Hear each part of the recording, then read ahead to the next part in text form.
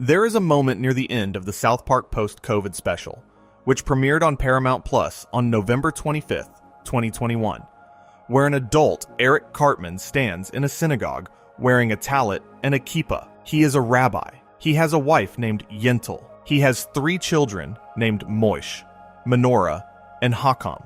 He leads a congregation in Colorado Springs. He studies the Talmud. He yells out Talmudic lessons in the bedroom. He is, by every visible measure, a devout and sincere Jewish man.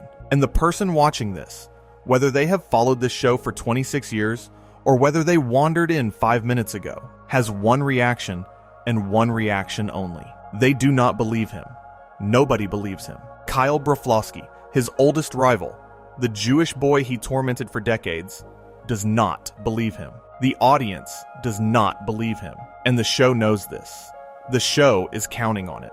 Because the show built a character so thoroughly defined by cruelty, by manipulation, by hatred of everything Cartman now claims to embrace, that sincerity itself becomes impossible to read. That is not a joke. That is a tragedy. And it is a tragedy that the show created, brick by brick, season by season, over the course of more than a quarter century. This is a video essay about Eric Cartman and the slow, deliberate, irreversible process by which a bratty child became a monster. It is about how television shows change their characters over time, and what happens when those changes only move in one direction. It is about a concept called Flanderisation, a term borrowed from a different animated show entirely, and what that concept looks like when it is applied to one of the most recognizable characters in the history of American television. Welcome to Paper Town. Get comfortable. This one goes deep. Let us get into it. To understand what happened to Eric Cartman, you first need to understand what Flanderisation means and where the word comes from, because it does not come from South Park. It comes from a different long-running animated series, one that faced many of the same problems, and one that produced the single most famous example of a character being reduced to a single trait over time. The term Flanderisation was coined on the website TV Tropes, and it refers to a very specific phenomenon in long-running television. It describes the process by which a fictional character, over time, becomes defined by a single exaggerated trait that was originally just one small part of who they were. The name comes from Ned Flanders, Homer Simpson's next-door neighbor on The Simpsons, and the transformation that character underwent across that show's 3-decade run. In the early seasons of The Simpsons, Ned Flanders was not primarily defined by his religion. He was a well-rounded, multi-dimensional character. He was Homer's neighbor. He was a good father. He was financially successful. He was kind. He was patient. He was hip. He was an early adopter of new technology. He was everything Homer was not, and that was the joke. The comedy came from the contrast. Homer was lazy, selfish, and short-tempered. Ned was none of those things. His Christianity was present, certainly. He attended church. He prayed. But it was just one element of a character who had many elements. The show's creator, Matt Groening, described the inspiration for Flanders as someone who was genuinely nice. Someone Homer had no justifiable reason to dislike, but disliked anyway. That is a nuanced starting point. That is a character built on irony rather than caricature. But as The Simpsons continued, something happened. Season after season, the writers leaned harder and harder into Ned's religiosity. His faith stopped being one part of his personality and became his entire personality. His kindness, his competence, his warmth, his humor, all of those things were gradually stripped away or subordinated to a single defining feature. He became a religious zealot. He became suspicious of technology instead of enthusiastic about it. He became rigid instead of flexible. He became, in the language of the trope that bears his name, Flanderized. The complex character was replaced by a cartoon of that character. The nuance was sanded down until only the most exaggerated version remained. Think about what that process actually involves. It means that the writers of a long-running show, faced with the challenge of continuing to find stories for a character they have been writing for years, reach for the easiest, most recognizable version of that character. They simplify. They amplify one trait and mute all the others. They turn a person into a type. And the longer the show runs, the more extreme the simplification becomes, because the writers need to differentiate each new episode from the hundreds that came before. The volume has to keep going up. The trait has to keep getting louder. This is what happened to Ned Flanders, and it is what many people argue happened to Eric Cartman on South Park. But there is a crucial difference between Ned Flanders and Eric Cartman, and that difference is what makes Cartman's transformation so much more disturbing, so much more complete, and so much more interesting to examine. Ned Flanders was simplified. His complexity was reduced. A multifaceted character became a one-note joke. That is Flanderisation in its purest form. But Eric Cartman was not simplified. He was amplified. The trait that the show chose to exaggerate was not something benign like religiosity. It was cruelty. It was sociopathy. It was the capacity for genuine evil. And when you Flanderize a character's worst qualities, you do not just change a comedy. You change the moral universe of the entire show. Before we move on, if you are enjoying this rearisis, please consider subscribing. It helps the channel tremendously. To see how far Cartman fell, you have to go back to the beginning. You have to look at who he was before the fall, because the distance between where he started and where he ended up is the whole story. The pilot episode of South Park, which aired on Comedy Central on August 13th, 1997, introduces Eric Cartman as one of 4 third graders living in the small mountain town of South Park, Colorado. The episode involves aliens abducting Cartman and performing an alien experiment on him. The boys try to rescue Kyle's adopted brother Ike from the same aliens. It is crude. It is chaotic. It is animated with paper cutouts because Trey Parker and Matt Stone did not yet have a series contract and were short on money. And Cartman, in this first appearance, is recognizable but fundamentally different from what he would later become. In the pilot, Cartman is loud. He is obnoxious. He is whiny. He is selfish. He demands things from his mother. He insults his friends. He says inappropriate things. But he is, in the most important sense, still a child. His cruelty is the cruelty of a 9-year-old boy who has been spoiled and has never been told no. It is petty. It is surface level. It is the kind of cruelty that children grow out of. And critically, the other boys still hang out with him. Stan, Kyle, and Kenny complain about Cartman, mock him, and call him fat. But they include him. They walk to school with him. They sit next to him. He is their friend, even if he is the worst version of a friend. This is the Cartman of Season 1. 13 episodes aired between August 13th, 1997 and February 25th, 1998. And across all of them, Cartman occupies the same basic role. He is the loud one. He is the selfish one. He is the one who says the things nobody else would say. In the 3rd episode, Weight Gain 4000, which aired on August 27th, 1997, Cartman discovers a bodybuilding supplement and becomes extremely obese, running around shouting the word beefcake. That is his arc in that episode. He sees a commercial, he eats a product, he gets fat, he is ridiculous. It is the behavior of a child, not a villain. In the Season 1 finale, the show raises the question of who Cartman's father is. His mother, Leanne Cartman, is revealed to be promiscuous, and the episode ends on a cliffhanger. The very premise of this storyline reveals something about early Cartman. He is a kid with a single mother who spoils him. He does not know his father. He lives in a household with no boundaries and no discipline. The show is, in its crude and chaotic way, sketching the outline of a psychology. Cartman is not evil. He is neglected. He is the product of a parenting failure, not a genetic aberration. Trey Parker himself has said as much. He has stated that Cartman is a product of his environment, that the show always had this concept where Cartman's mother was so sweet and gave him whatever he wanted, and that this kind of parenting produces, in Parker's words, really problematic children. That framing matters enormously, because in the early seasons, the show treats Cartman's behavior as something that has a cause. He is selfish because nobody ever made him share. He is cruel because nobody ever corrected him.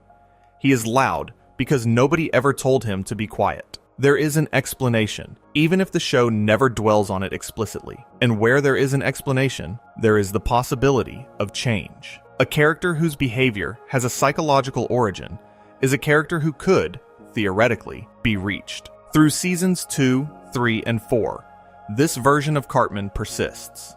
He is bigoted, but his bigotry feels more like ignorance than ideology. He parrots things he has heard without understanding them. He is mean to Kyle, but the meanness has a playground quality to it. He calls people names. He throws tantrums. He cheats at games. In Cartman's Silly Hate Crime 2000, the second episode of Season 4, which aired on April 12th, 2000, Cartman throws a rock at Tolkien Black and is arrested for a hate crime. The episode is satirizing the concept of hate crime legislation, but within the story, Cartman's action is impulsive. He throws the rock because someone called him fat. He does not plan it. He does not scheme. He reacts. That is the behavior of a child with poor impulse control, not the behavior of a calculating monster. There are glimpses, even in these early seasons, of something darker. Cartman has always been capable of cruelty that goes beyond what the other children would do. But those moments are treated as comic exaggeration, not as character-defining turns. The show frames them as jokes, not as evidence. And the distinction between those two things, between a joke about a bad kid and evidence of a genuinely dangerous person, is the line that South Park would eventually cross. But it had not crossed it yet. Not in Season 1, not in Season 2, not in Season 3, not even quite in Season 4. The Cartman of these years is a brat. He is a nuisance. He is selfish and spoiled and loud and frequently wrong about everything. But he is contained. His cruelty has limits. His schemes have the scope and ambition of a 9-year-old's imagination. He wants to get out of trouble. He wants to eat junk food. He wants to be on television. He wants to be the center of attention. He does not want to destroy anyone. Not yet. There is a version of Eric Cartman that exists only in these first 4 seasons. A version that the show would later bury so thoroughly that revisiting it feels like opening a time capsule. It is the version of Cartman who, despite his selfishness and his cruelty, is genuinely embedded in the social fabric of his peer group. Stan, Kyle, and Kenny do not merely tolerate him. They include him. They wait for him. When the boys walk to the bus stop in the opening of each episode, Cartman is there, not as an intruder or an antagonist, but as a member. He belongs. He is annoying. He is wrong about almost everything. He is the worst person at the bus stop, but he is at the bus stop. This belonging is critical because it is the thing that the Flanderisation will eventually destroy. As Cartman becomes more extreme, the justification for his continued inclusion in the group erodes. Why would Stan walk to school with someone who murdered a kid's parents and fed them to him in Chile? Why would Kyle continue to interact with someone who leads anti-Semitic rallies? Why would Kenny or anyone voluntarily spend time with a person who has demonstrated a capacity for genuine evil? The early seasons do not have to answer these questions, because the early seasons do not raise them. The Cartman of Season 1 through 4 is bad enough to be funny and mild enough to be tolerable. The balance holds. The group coheres. And there are moments in these early seasons that suggest other possible trajectories for the character, paths the show chose not to take. In the Season 1 episode, Damien, which aired on February 4th, 1998, the boys attend a birthday party that coincides with the arrival of Satan's son at their school. The episode is about the son of Satan, not Cartman, but Cartman is present, participating, reacting. He is part of the ensemble. He contributes to the group dynamic without dominating it. There is a version of the show where Cartman remains this character, where he stays the loudest voice in the ensemble without becoming the show's gravitational center, where his cruelty stays at the level of name-calling and tantrum-throwing rather than escalating to murder and manipulation. That version of the show does not exist. It was never going to exist. The creative momentum that would produce Scott Tenorman Must Die was already building, even in these early seasons. But the fact that the alternative was visible, that a different path was available and recognizable, makes the path the show chose more striking. The show did not have to Flanderize Cartman, it chose to. And the choice was not made in a single moment. It was made gradually, across dozens of episodes, as the writers tested the boundaries of the character's behavior and found that pushing those boundaries produced stronger comedy, sharper satire, and more passionate audience reactions. There is also the matter of how the show's production schedule contributed to the Flanderization. South Park is famously produced on a tight turnaround, Episodes are written, animated, and completed in approximately 6 days, a production pace that is almost unheard of in television animation. This speed means that the writers do not have months to carefully calibrate a character's arc. They do not have the luxury of stepping back, examining the trajectory, and asking whether the character is being pushed too far, too fast. They are making decisions in real time, under extreme time pressure, and the decisions that feel right in the moment, the decisions that produce the strongest immediate impact, are the decisions that stick. And what produces the strongest immediate impact is escalation. A joke that is slightly more extreme than last week's joke gets a bigger reaction. A scheme that is slightly more elaborate than last season's scheme generates more discussion. A cruelty that goes slightly further than anything the character has done before becomes the moment everyone talks about. The production pace incentivizes escalation, and escalation is the mechanism of Flanderisation. The show's famous speed, which is one of its greatest creative strengths, is also one of the conditions that enabled its most famous character to evolve in a single direction for over 25 years. And the speed has another effect that is rarely discussed. It means that the writers do not have time to regret. In a traditional animation production, where episodes are developed over months, there are opportunities for second thoughts, for pullbacks, for the kind of reflective reconsideration that might lead a writer to say, "We have pushed this character too far, and we need to bring him back." In South Park's 6-day production cycle, there is no time for that reflection. The episode airs. The next one is already in production. The escalation that felt right on Tuesday is permanent by Wednesday, and by the following week, the new baseline has been established, and the next escalation builds from there. The ratchet turns in one direction only, and the speed of the production ensures that nobody has time to reach for the brake. This is not a criticism. It is a description of the conditions that produced one of the most distinctive characters in television history. The speed, the pressure, the absence of reflection, the premium placed on impact over nuance. All of these things are part of why Cartman became what he became. The character is not just a product of his fictional environment, the permissive mother, and the broken institutions, and the tolerant town. He is a product of his creative environment. The 6-day production schedule, and the real-time cultural commentary, and the competitive pressure to be the most talked about show on television. And then season 5 begins, and everything changes. There is a specific episode that every discussion of Eric Cartman's character eventually arrives at, because there is no way to talk about what he became without talking about the moment he became it. The episode is called Scott Tenorman Must Die. It is the 4th episode of the 5th season. It is the 69th episode of the series overall. It aired on Comedy Central on July 11th, 2001. And it is the single most important episode in understanding the Flanderisation of Eric Cartman. The premise is simple enough.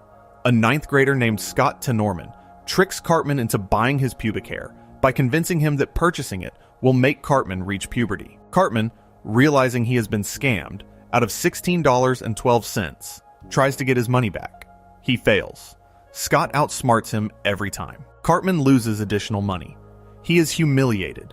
He is laughed at. He travels all the way to Fort Collins for a pube fair that does not exist.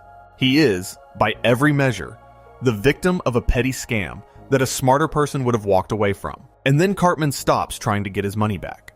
And what he does instead is something the show had never done before, and something that permanently altered the trajectory of the character and the series. Cartman arranges for Scott Tenorman's parents to be killed. He invites the band Radiohead to South Park under false pretenses. He organizes a chili cook-off. He grinds the bodies of Scott's murdered parents into chili. He feeds the chili to Scott. And then, when Scott realizes what he has eaten, when the horror of what has happened washes over him, Cartman licks the tears off of Scott's face. He savors the grief. He consumes it.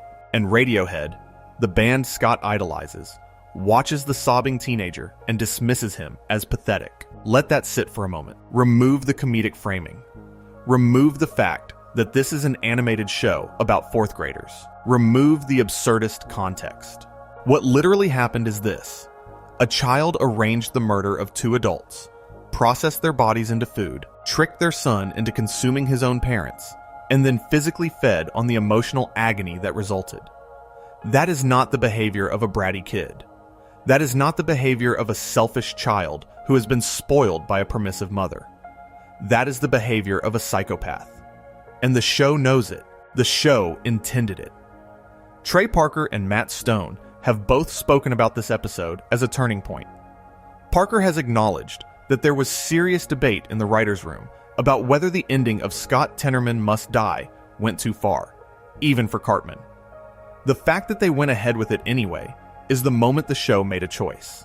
It chose to take Cartman's worst trait, his capacity for cruelty, and amplify it beyond anything the early seasons had established. It chose Flanderisation, but it chose the darkest possible version of it.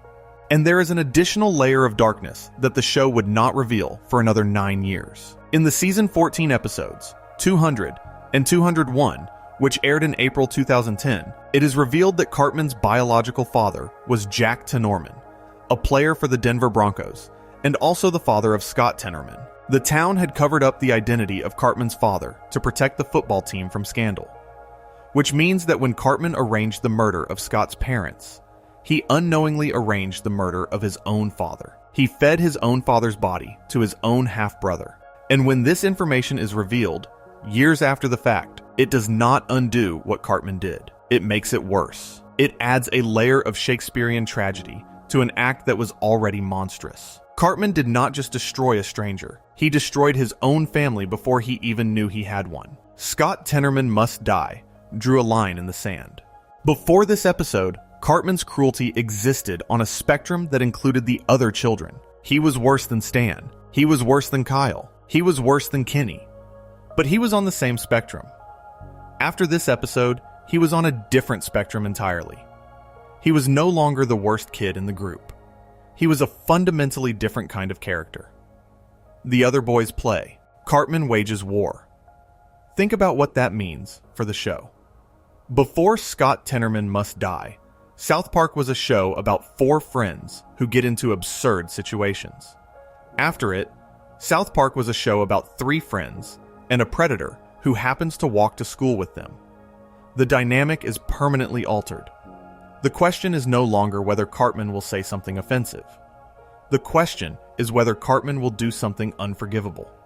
And the answer, from this point forward, is almost always yes. Before we move on, if you are enjoying this Rearisis, please consider subscribing.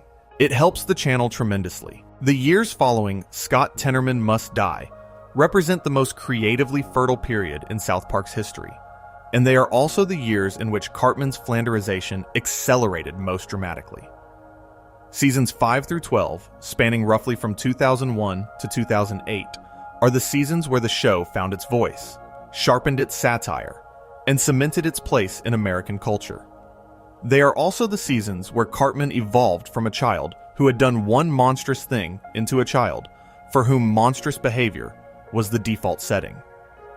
Consider what Cartman does across these seasons. In Casa Bonita, the 11th episode of Season 7, which aired on November 12th, 2003, Cartman learns that Kyle is having his birthday party at Casa Bonita, a restaurant Cartman loves. Kyle has invited Stan, Kenny, and Butters, not Cartman. So Cartman tricks Butters into believing that a meteor the size of Wyoming is about to hit Earth. He convinces Butters to hide in a bunker to survive the apocalypse. He keeps Butters trapped, alone, and terrified, in hiding, for days, so that Cartman can take his place at the birthday party.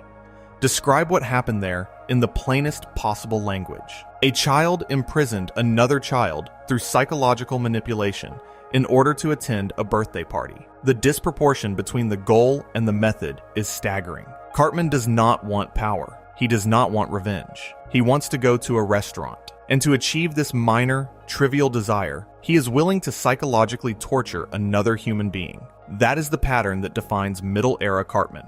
The cruelty is not proportional to the provocation. The cruelty is the point. The provocation is just the excuse. And notice who the victim is. It is Butters Stotch, not a stranger, not a rival, not someone who has wronged Cartman. Butters is the most innocent character in the show's cast. He is trusting. He is naive.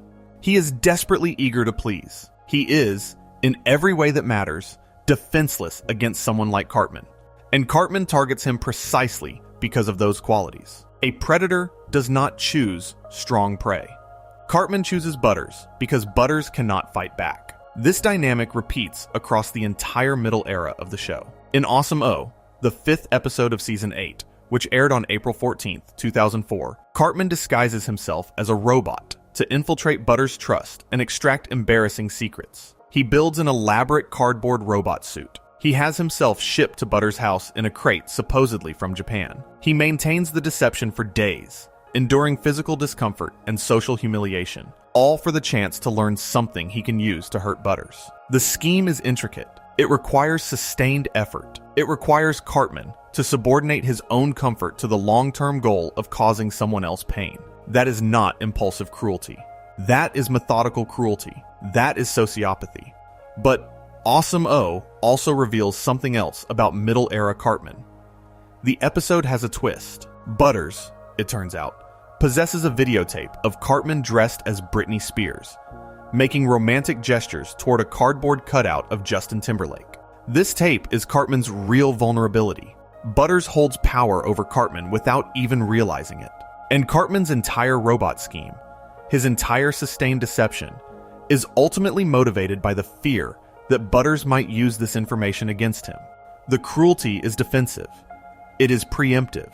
Cartman attacks before he can be attacked. He destroys before he can be embarrassed. And this pattern, the pattern of preemptive cruelty, of striking first because the alternative is vulnerability, is one of the most psychologically coherent things about the character. It is also one of the most unsettling, because it means that behind every terrible thing Cartman does, there is a small, frightened child who cannot tolerate the possibility of being seen. In The Passion of the Jew, the 3rd episode of Season 8, which aired on March 31st, 2004, Cartman watches Mel Gibson's The Passion of the Christ and uses the film to validate his anti-Semitism. He starts what amounts to a neo-Nazi movement, disguising it as a fan club. He leads rallies. He shouts slogans in German. He gets the ignorant townsfolk of South Park to goose-step through the streets, believing they are speaking Aramaic. The comedy is sharp. The satire is precise. But look at what the character is actually doing. He is organizing. He is leading. He is exploiting the ignorance of others to advance an ideology of hatred. Season 1, Cartman called Kyle names on the playground. Season 8, Cartman is leading marches. That escalation is the definition of Flanderisation. The trait was always there. The anti-Semitism, the bigotry, the willingness to say terrible things about Jewish people, all of that existed in Season 1. But in Season 1, it was words. In Season 8, it is action. In Season 1, it was ignorance. In Season 8, it is ideology. The volume has been turned up. The trait has been amplified. And the amplification has changed the character's fundamental nature. The show does not pretend this is not happening. In The Death of Eric Cartman, the 6th episode of Season 9, which aired on April 13th, 2005, the other boys decide to stop acknowledging Cartman's existence entirely. They do not speak to him. They do not look at him. They act as though he is invisible. And the reason they do this is because Cartman ate all the skin off a bucket of Kentucky Fried Chicken that was meant for everyone. That is the triggering incident, chicken skin. But the boys' response, total ostracism, feels like something that has been building for years. It feels like the accumulated weight of every terrible thing Cartman has done has finally reached a tipping point. They are not punishing him for the chicken. They are punishing him for being Cartman. And Cartman's response to being ignored is itself revealing. He does not apologize. He does not change his behavior. He does not even consider the possibility that the boys have a legitimate grievance. Instead, he concludes that he must be dead. He looks in the mirror and sees nothing. He believes he has become a ghost. The narcissism is so complete that Cartman literally cannot conceive of a world in which other people choose to reject him. The only explanation his mind can produce is supernatural. That is not the psychology of a bratty kid. That is something deeper. That is something clinical. In Ginger Kids, the 11th episode of Season 9, which aired on November 9th, 2005, Cartman gives a presentation to his class arguing that red-headed, fair-skinned, freckled children are subhuman. He argues that they have no souls. Kyle and Stan, in an attempt to teach him empathy, sneak into his room while he sleeps and use hair dye, skin bleach, and henna to make him look like a ginger kid. When Cartman wakes up and believes he has become what he hates, he does not develop empathy for gingers. He rallies all the ginger kids into a militant separatist movement. He leads them to the brink of violence. He advocates for ginger supremacy with the same passion he previously used to argue for ginger extermination. When the boys reveal the prank and Cartman sees that his appearance was artificially altered, he immediately reverts to his original position of anti-ginger hatred. Think about what that reveals. A normal person, confronted with evidence that they could easily become the object of their own hatred, would feel some flicker of recognition, some moment of empathy, some understanding that the categories they use to define who deserves contempt are arbitrary and fragile. Cartman feels none of that. He does not learn. He does not grow. He simply reorients his cruelty based on whatever group he currently belongs to. The hatred is the constant. The target is interchangeable. This is the mid-era Cartman, and it is also the Cartman that most fans of the show think of when they think of the character. Loud, manipulative, bigoted, scheming, and completely without remorse. He is funny because the show frames him as funny. He is entertaining because the voice acting is brilliant, and the writing is sharp, and the absurdist context allows the audience to laugh at behavior that would be horrifying in any other setting. But strip away the comedy, and what remains is a portrait of escalating sociopathy. A child who started as a brat and, season by season, became something the show itself could no longer fully control. Tst, the 7th episode of Season 10, which aired on May 3rd, 2006, is perhaps the most revealing episode of this era, because it is the one episode where the show tries to treat Cartman's behavior as a problem that can be solved. Leanne Cartman, finally unable to manage her son, enlists the help of Cesar Millan, the dog whisperer, to discipline Cartman. Millan applies dog training techniques to Cartman, treating him as an animal that needs to be trained rather than a child who needs to be parented. And it works. For a time, Cartman becomes obedient. He becomes quiet. He becomes, by the standards of the show, almost normal. But the episode does not end there. Leanne, unable to sustain the discipline, reverts to her old patterns of spoiling her son. And in the final shot, Cartman sits alone, and the camera holds on his face as ominous music plays. He smiles. The discipline failed. The monster is back. And the show tells you, in that final image, that it knows exactly what Cartman is. It knows that the behavior is not going to change. It knows that the escalation is permanent. The episode is not a story about redemption. It is a story about the impossibility of redemption. And that impossibility is the show's choice. The writers chose to let Cartman win. They chose to let the darkness persist. They chose Flanderisation. Before we move on, if you are enjoying this Rearisis, please consider subscribing. It helps the channel tremendously. The Cartman of seasons 5 through 10 is a character in transition. He has crossed the line that Scott Tenorman Must Die drew, but the show is still, in some ways, trying to figure out what kind of character he is now. Some episodes treat him as a comic villain, a scheming antagonist whose plans are elaborate and whose failures are funny. Other episodes treat him as something closer to a genuine threat, a person whose presence in other characters' lives causes real damage. The tension between these two modes is what makes this era of the show so interesting and so volatile. But starting around season 11, something shifts. The show stops oscillating between these two modes and commits fully to the darker one. Cartman stops being a villain you laugh at and starts being a villain you watch with a kind of fascinated horror. In Le Petit Tourette, the 8th episode of season 11, which aired on October 3rd, 2007, Cartman discovers that people with Tourette syndrome can say whatever they want in public without social consequences. He immediately fakes having the condition so that he can say racist, anti-Semitic, and otherwise offensive things with impunity. He goes on Dateline NBC to spread his manufactured hate speech to a national audience. The Tourette Syndrome Association, before the episode aired, issued a statement saying they expected the episode to be offensive and insensitive. But the episode surprised them. It was, as the association later acknowledged, surprisingly well researched. The portrayal of actual Tourette syndrome was accurate. The satire was aimed not at people with the condition, but at Cartman, who exploits it. But here is what makes the episode revealing from the perspective of Flanderisation. In the episode, Cartman's fake Tourette syndrome begins to backfire. The freedom to say anything without consequences starts to erode his internal filters entirely, and he begins involuntarily blurting out genuine secrets about himself. Things he has never told anyone. Things he does not want anyone to know. His most private humiliations start spilling out of his mouth. The manipulation he designed to give himself power over others instead gives others power over him. And Cartman is terrified, not of social embarrassment, of being seen, of having his interior life exposed. The episode briefly peels back the layers of armor that Cartman has built around himself, and what is underneath is not confidence. It is not strength, it is fear. That moment is critical because it is one of the last times the show allows Cartman to be psychologically vulnerable in a way that generates sympathy rather than horror. After season 11, the vulnerability mostly disappears. The armor becomes permanent.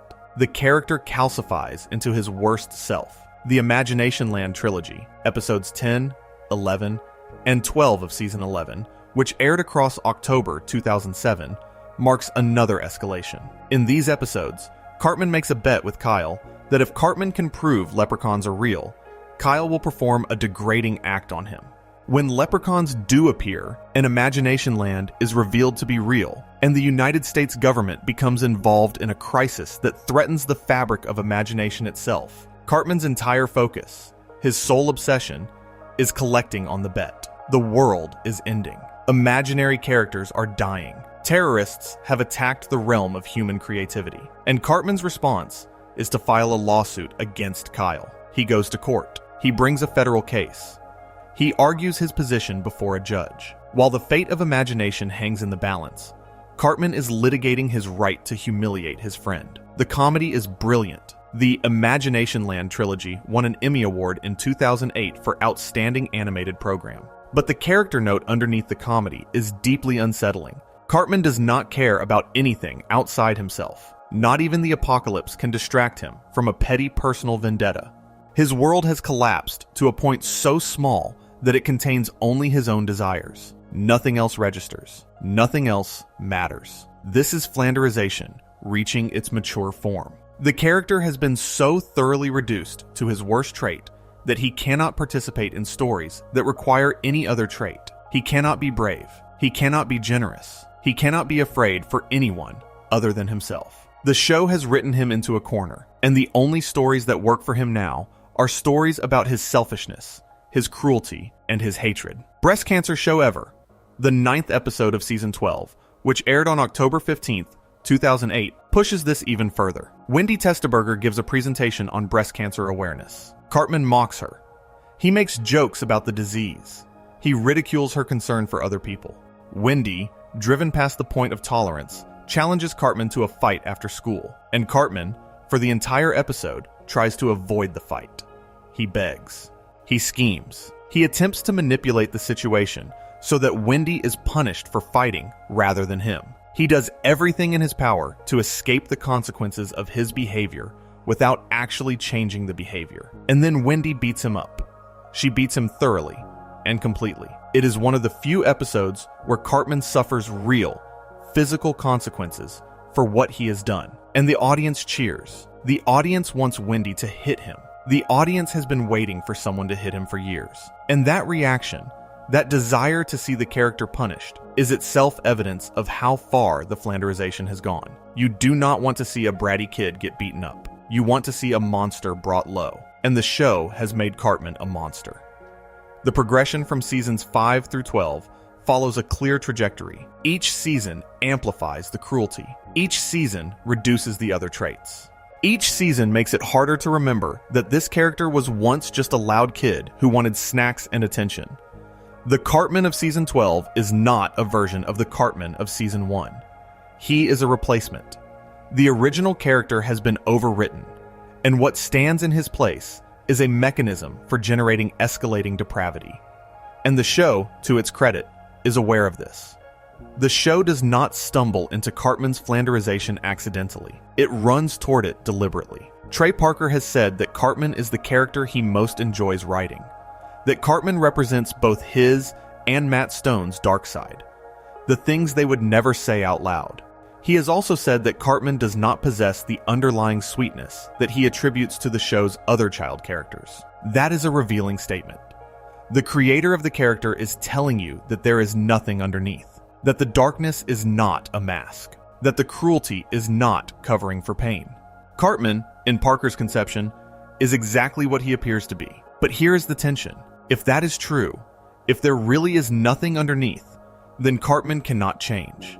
He cannot grow. He cannot learn. He can only escalate. And Flanderisation, once it begins, is a one-way process. You can turn the volume up, but you cannot turn it back down. Not without breaking the character. Not without asking the audience to believe in a transformation that the show has spent decades making impossible. Before we move on, if you are enjoying this reresis, please consider subscribing. It helps the channel tremendously. Season 13 marks the beginning of what might be called the Coon era of Cartman's character, and it represents yet another amplification of his worst qualities, this time filtered through the language and aesthetics of superhero mythology. In The Coon, the second episode of Season 13, which aired on March 18th, 2009, Cartman creates a vigilante alter ego called the Coon, inspired by Batman and the wave of dark, serious superhero films that had recently dominated the box office. The episode directly parodies The Dark Knight, with Cartman narrating his exploits in the gravelly, self-serious tone of a comic book anti-hero. But unlike Batman, who fights crime out of a genuine desire for justice, Cartman fights crime for attention. He wants to be admired. He wants to be feared. He wants the newspaper to write about him. He wants the citizens of South Park to depend on him and worship him. When a rival hero named Mysterion appears and proves to be more effective and more popular than the Coon, Cartman does not step aside or collaborate. He attempts to destroy Mysterion. He tries to unmask him. He films a video threatening to blow up a hospital, mimicking the Joker from The Dark Knight, and sends it to the media. The show is not being subtle about what it is doing here. It is placing Cartman's psychology into the framework of superhero storytelling and showing how his personality maps not onto the hero, but onto the villain. Cartman does not want to save anyone. He wants to control everyone. The superhero costume is just another mask, another mechanism for pursuing the same goals he has always pursued: dominance, attention, and the subordination of everyone around him to his needs. This becomes even more explicit in the three-part Coon and Friends arc that concludes Season 14. In Coon 2 Hindsight, Episode 11, which aired on October 27, 2010, the boys form a superhero team called Coon and Friends to help victims of the BP oil spill in the Gulf of Mexico. Cartman, as the Coon, is nominally part of the team, but his primary concern is not the environmental disaster or the people suffering from it. His primary concern is recruiting a popular new hero called Captain Hindsight and maintaining his own leadership position within the group. In Mysterion Rises, Episode 12, Cartman's frustration with the team's refusal to follow his orders leads him to ally with Cthulhu, the cosmic horror deity from the Lovecraft mythology. He abandons his teammates. He sides with an eldritch abomination. And in Coon vs. Coon and Friends, the Season 14 finale, which aired on November 10th, 2010, Cartman uses Cthulhu to punish his former allies, sending them to a dark dimension, attacking his enemies, and asserting absolute control over the forces of cosmic evil. Remove the comedy, remove the parody, remove the absurdist trappings. What happened is this: a child, denied the leadership position he believed he deserved, allied with the most powerful destructive force available, and used it to imprison and attack his own friends. That is not mischief. That is not bratty behavior. That is megalomania. It is villainy on a cosmic scale, played for laughs, but carrying an unmistakable weight. And the show frames it not as an aberration, but as the logical extension of everything Cartman has been building toward since Scott Tenorman must die. By the end of Season 14, Cartman's Flanderisation is essentially complete in its middle phase. He has gone from a bratty kid to a manipulative sociopath to a would-be supervillain. The escalation has followed a clear, consistent trajectory.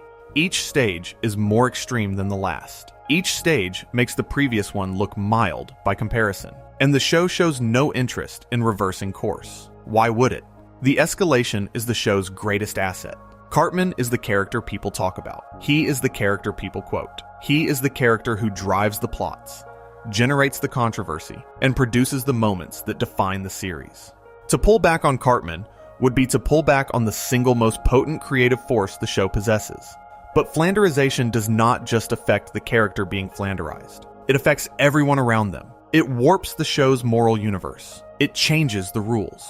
Think about what it means for Stan, Kyle, and Kenny to continue being friends with Cartman after Scott Tenorman must die, after the chili incident, after Cartman imprisoned Butters, after Cartman led a hate rally, after Cartman allied with Cthulhu. In any realistic framework, these children would have cut Cartman out of their lives years ago. Their parents would have intervened. The school would have expelled him. The police would have been involved. But the show cannot do that, because the show needs Cartman.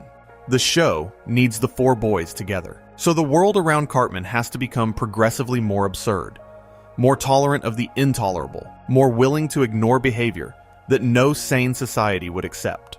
The Flanderization of Cartman requires the Flanderization of South Park itself. Kyle is the character most directly affected by this. Kyle is Cartman's primary antagonist within the group, the person who pushes back against Cartman's worst impulses, the moral compass of the show.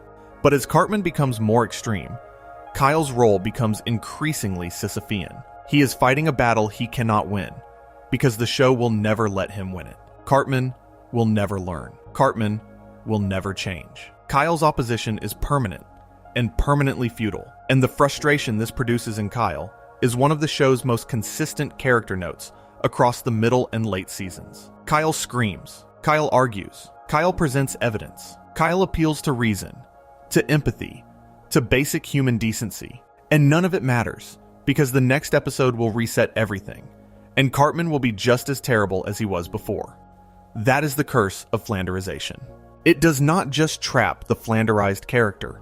It traps everyone who interacts with them.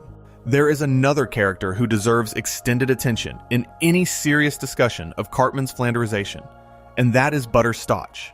Because Butters is not just a recurring victim of Cartman's schemes. He is the mirror that most clearly reflects how far Cartman has fallen. And the relationship between these two characters, which evolves dramatically across the show's run, is one of the most revealing dynamics in the entire series. Butters enters the show gradually. He is a background character in the early seasons, one of many classmates who orbits the core group of Stan, Kyle, Kenny, and Cartman without being central to the action. But as the show progresses, Butters moves closer and closer to the center, eventually becoming one of the most important characters in the cast.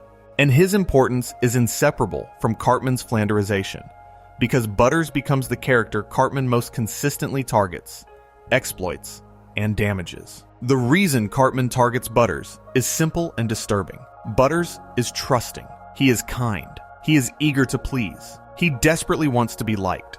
And he will believe almost anything if the person saying it sounds confident enough. He is, in the vocabulary of predation, the perfect mark. And Cartman, whose Flanderization has sharpened his manipulative instincts to a razor edge, recognizes this instantly. In Casa Bonita, the episode already discussed, Cartman convinces Butters that the world is ending. In Awesome O, Cartman maintains an elaborate robot disguise for days to extract Butters' secrets.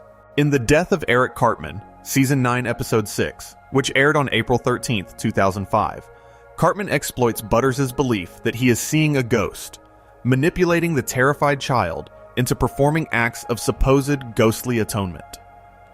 In Cartman Sucks, the second episode of Season 11, which aired on March 14, 2007, Cartman takes photographs of Butters in demeaning positions while Butters sleeps. He creates an image of himself posing with a smile and a thumbs up while Butters' private parts are in his mouth, apparently not realizing or not caring that the image is more humiliating to himself than to Butters. Each of these episodes, taken individually, works as comedy. The absurdity of Cartman's schemes, the extremity of his commitment to petty cruelty, the disproportion between what he wants and what he is willing to do to get it. All of these things generate humor. But taken together, across seasons and years, they form a pattern that is much harder to laugh at.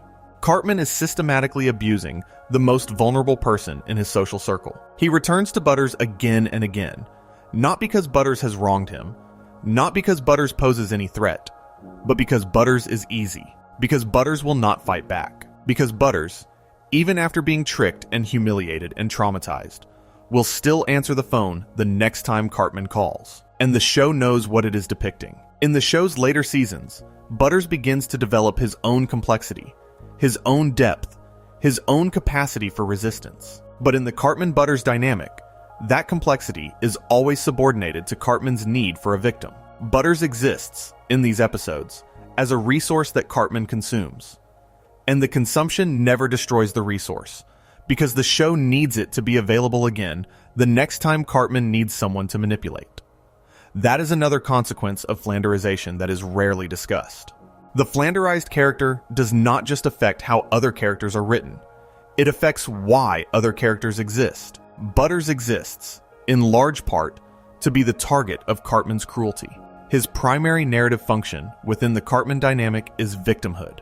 And while the show has given Butters many other functions, many other storylines, many other moments of agency and independence, the Cartman-Butters dynamic is the one that defines both characters most powerfully in the audience's memory. Cartman is the predator. Butters is the prey.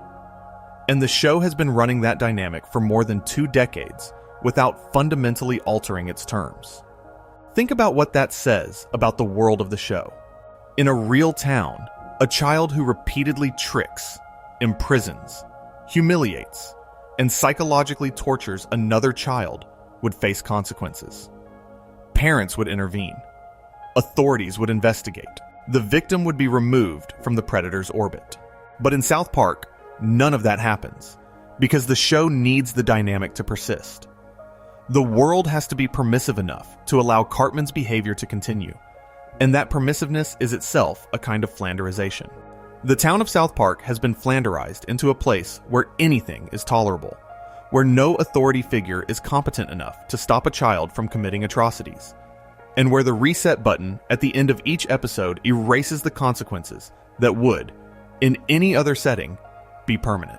Before we move on, if you are enjoying this reurasis, please consider subscribing. It helps the channel tremendously. There is a specific type of scene that appears repeatedly across Cartman's middle and late period, and it is worth examining closely because it reveals the structural mechanics of Flanderization in action. The scene goes like this. Cartman announces a plan. The plan is outrageous, disproportionate, or morally reprehensible. Kyle objects.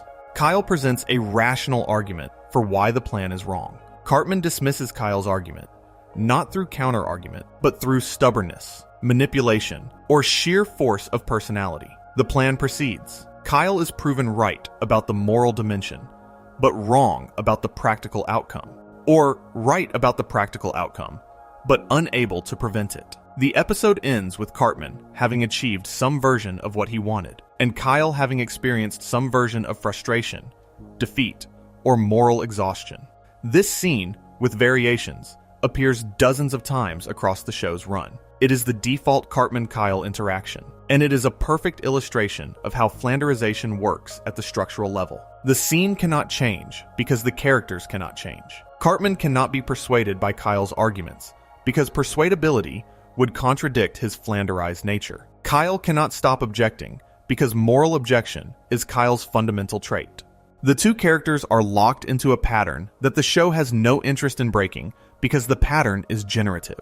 It produces conflict. It produces comedy. It produces the specific friction that makes the show's engine run. But over 28 seasons, the pattern calcifies. What was once dynamic becomes ritualistic. The audience knows, before the scene even begins, how it will end. Cartman will not listen. Kyle will not give up. Nothing will change. And this predictability is itself a symptom of Flanderization. The characters have been so thoroughly defined by their opposing traits that they cannot produce unexpected outcomes. They can only produce variations on the same outcome, and the variations become increasingly difficult to make interesting. This is why the Heidi Turner arc, which arrived in seasons 20 and 21, felt so remarkable to longtime viewers of the show. It broke the pattern. It introduced a new dynamic, a new victim, a new set of consequences. It gave Cartman something to do that was not simply a recycled version of the Cartman-Kyle conflict or the Cartman-Butters exploitation. And the freshness of that new dynamic is itself evidence of how stale the old dynamics had become. But let us go deeper into the specific mechanics of how the show's writers have handled the challenge of escalation across the years. Because Flanderisation is not just a matter of making a character more extreme. It is a matter of finding new contexts in which to be extreme. And the contexts the show chose for Cartman reveal as much about the creative process as they do about the character. In the early seasons, Cartman's cruelty operates in the context of childhood. He is mean to his friends. He is rude to authority figures. He is selfish with toys and food. The scope of his behavior is limited by the scope of his world, which is the world of a 9-year-old in a small Colorado town. He cannot do anything truly terrible because he does not have the means, the knowledge, or the access to do anything truly terrible. His cruelty is constrained by his immaturity. Scott to Norman must die, as discussed, shattered those constraints. It gave Cartman access to adult-level cruelty while keeping him in a child's body. And once that barrier was broken, it could never be restored. The show had demonstrated that Cartman was capable of orchestrating murder. Every subsequent scheme existed in the shadow of that capability. Even when Cartman's later plans are less extreme than the chili incident, the audience knows what he is capable of. The ceiling has been removed, and without a ceiling, the character exists in a space of unlimited potential darkness. The contexts the show finds for this unlimited darkness are the contexts of the culture at large. Cartman's Flanderisation maps onto whatever the culture is worried about at any given moment. In the early 2000s, it maps onto terrorism and religious extremism. In the late 2000s, it maps onto superhero culture and the cult of personality. In the 2010s, it maps onto online trolling, toxic relationships, and political extremism. In the 2020s, it maps onto anti-Semitism, cancel culture, and the impossibility of redemption in a world that remembers everything. The show uses Cartman as a lens for examining the worst impulses of American culture, and the Flanderisation of those impulses mirrors the Flanderisation of the character. Just as Cartman becomes more extreme season by season, the cultural phenomena the show uses him to satirize become more extreme year by year. The show and the culture are escalating together, locked in a feedback loop where each amplifies the other. Cartman becomes worse because the world he satirizes becomes worse, and the world he satirizes appears worse because Cartman is the lens through which the audience sees it. That symbiosis between character and culture is one of the things that sets Cartman's Flanderisation apart from the Flanderisation of other characters on other shows. Ned Flanders' Flanderisation had nothing to do with the culture at large. It was an internal creative decision driven by the entropy of a long-running writing room. But Cartman's Flanderisation is externally driven as much as it is internally driven. The character escalates because the writers choose to escalate him, but the writers choose to escalate him because the culture gives them new extremes to satirize. And as long as the culture continues to produce new extremes, Cartman will continue to embody them. His Flanderisation is, in this sense, potentially infinite. It will only stop when the culture stops providing material, and the culture shows no signs of stopping. Before we move on, if you are enjoying this Reresis, please consider subscribing. It helps the channel tremendously. Now, let us examine something that most discussions of Cartman's Flanderisation treat as a footnote, but which is actually central to understanding the character: the voice. Not the metaphorical voice of the character, but the literal, physical voice that Trey Parker uses to bring Cartman to life. Because the evolution of Cartman's voice across the show's run mirrors and reinforces the evolution of his character in ways that are easy to overlook but impossible to unhear once you notice them. In the first season, Cartman's voice is higher, raspier, and more childlike. It is the voice of a kid. It sounds like a kid. It has the quality of a child's voice pushed through a filter of annoyance and entitlement, but it is fundamentally the voice of someone small and powerless. Parker has spoken about this. In the Season 1 episode Damien, which aired on February 4th, 1998, Parker reportedly grew bored with the original vocal quality and began modifying it. By Season 4, the rasp had been largely smoothed out. The pitch had dropped slightly. The voice had become rounder, more controlled, more recognizably the voice that fans would come to associate with the character. But the change did not stop at Season 4. Over the subsequent decades, Cartman's voice has continued to evolve, becoming slightly deeper, slightly more commanding, slightly more adult with each passing season. The childish whine is still there, especially when Cartman is pleading with his mother or throwing a tantrum. But the scheming voice, the manipulating voice, the voice Cartman uses when he is executing a plan, has taken on a quality that is genuinely chilling. It is patient. It is measured. It is the voice of someone who has learned, through years of practice, exactly how to use language as a weapon. This vocal evolution is Flanderisation made audible. The voice that once conveyed a child's helpless frustration now conveys a predator's calculating intelligence. The same actor, using the same fundamental vocal template, has shifted the emotional register so gradually that the change is almost invisible from episode to episode, but staggering when you compare the first season to the 26th. The voice has been Flanderized alongside the character. It has been amplified, sharpened, and stripped of the qualities that once made it sound innocent. And this matters because South Park is, fundamentally, a show that people listen to. The animation, deliberately crude and deliberately flat, does not carry the emotional weight of the storytelling. The voices do. The characters are their voices. And Cartman's voice, more than any other element of the show's production, is the thing that makes the Flanderization feel real. When Cartman speaks, you can hear the decades of accumulated darkness in his tone. You can hear the distance between where he started and where he ended up. The voice is the archaeological record of the Flanderization, and every syllable carries the weight of everything that has come before. There is also the question of how Cartman functions within the show's approach to social and political satire, and how that function has changed as the character has become more extreme. In the early seasons, Cartman's offensive statements served primarily as shock comedy. He said terrible things because the show was testing the boundaries of what cable television would allow. The humor came from the transgression itself, from the fact that a character on a television show was saying things that television characters were not supposed to say. The content of the offensive statements was less important than the fact of their existence. But as the show matured, and as Cartman's Flanderization progressed, his offensive statements began serving a different function. They became satirical tools. The show started using Cartman's bigotry not just as a source of shock, but as a mirror. When Cartman leads a hate rally in The Passion of the Jew, the show is not just being provocative. It is making a specific argument about how ignorance enables extremism, about how easily ordinary people can be led into monstrous behavior by a confident voice speaking with conviction. When Cartman gaslights Heidi Turner, the show is not just depicting cruelty, it is anatomizing the specific mechanisms of emotional abuse. When Cartman forms an alliance with Cthulhu, the show is not just being absurd, it is making a point about how narcissists seek and exploit power. The Flanderization enabled this evolution.